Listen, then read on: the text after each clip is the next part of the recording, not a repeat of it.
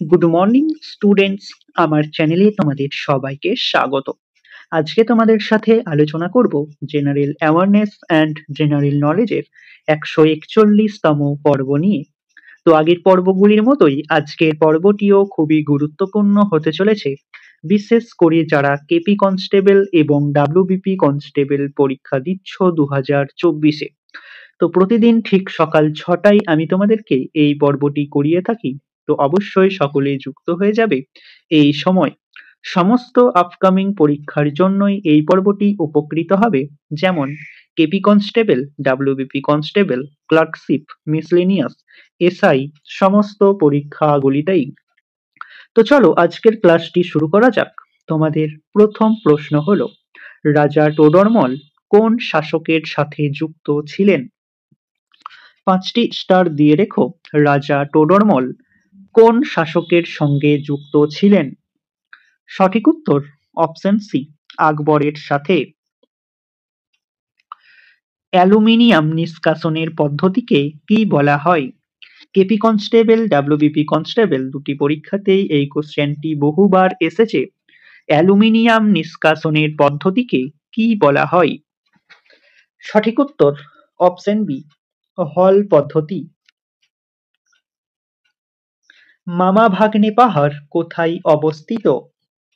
খুবই important question, WBCS এ এই কোশ্চেনটি এসেছিল।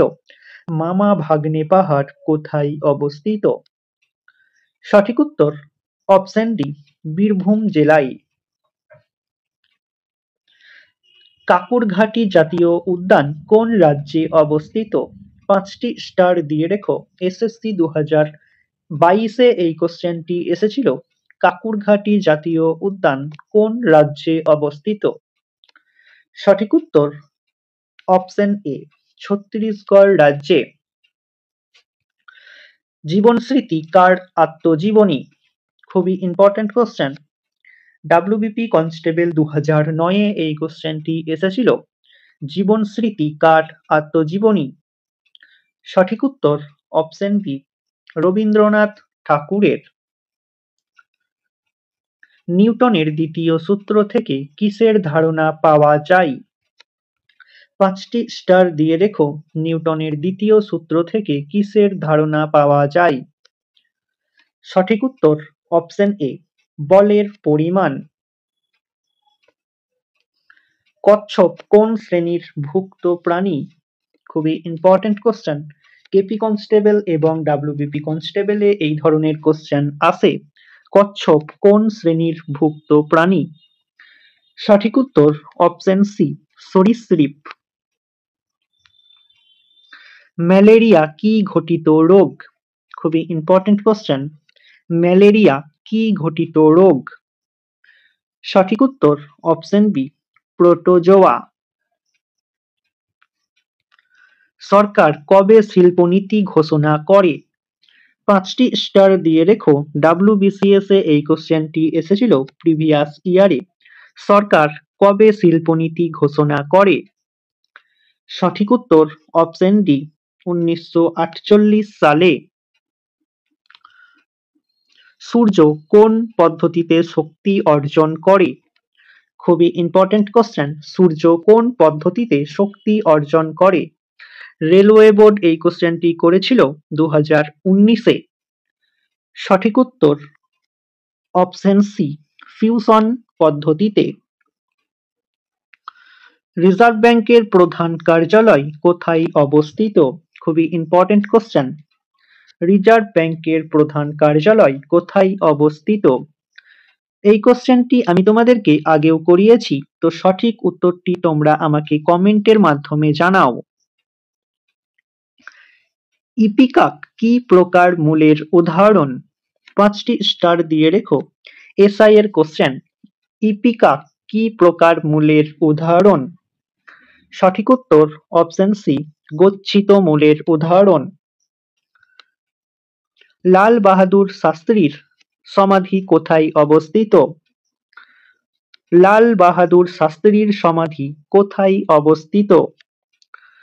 সঠিক উত্তর অপশন ডি, বিজয় ঘাটে। প্রয়াত নন্দ নাটেকর কোন খেলার সাথে যুক্ত? WBCS এ এই কোশ্চেনটি এসেছিল। প্রয়াত নন্দ নাটেকর কোন খেলার সাথে যুক্ত? সঠিক উত্তর অপশন এ, ব্যাডমিন্টন খেলার সাথে যুক্ত। ডাবের জলে কোন হরমোন থাকে? 5টি স্টারের জায়গায় তোমরা 10টি স্টার দিয়ে রেখো। ডাবের জলে কোন হরমোন থাকে? সঠিক উত্তর অপশন বি, কাইনিন হরমোন। বজ্রাঙ্গনা কাব্যটি কার লেখা? বজ্রাঙ্গনা কাব্যটি কার লেখা? সঠিক উত্তর অপশন বি, মাইকেল মধুসূদন দত্তের। রাষ্ট্রপতির অবর্তমানে কত মাস উপরাষ্ট্রপতি রাষ্ট্রপতির পদে বহাল থাকতে পারেন? 5টি স্টার দিয়ে রেখো। রাষ্ট্রপতির অবর্তমানে কত মাস উপরাষ্ট্রপতি রাষ্ট্রপতির পদে বহাল থাকতে পারেন? সঠিক উত্তর অপশন সি, 6 মাস। ফেরিক অক্সাইডে লোহার যোজ্যতা কত? রেলওয়ে বোর্ডে এই কোশ্চেনটি করেছিল। ফেরিক অক্সাইডে লোহার যোজ্যতা কত? সঠিক উত্তর অপশন সি, +3। কালো গান্ধী কাকে বলা হয়? খুবই ইম্পর্টেন্ট কোশ্চেন, 5টি স্টার দিয়ে রেখো।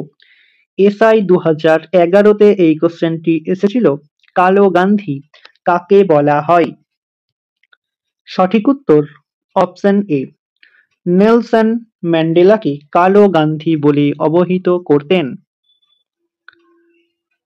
কত সালে গিরিয়ার যুদ্ধ সম্পন্ন হয়?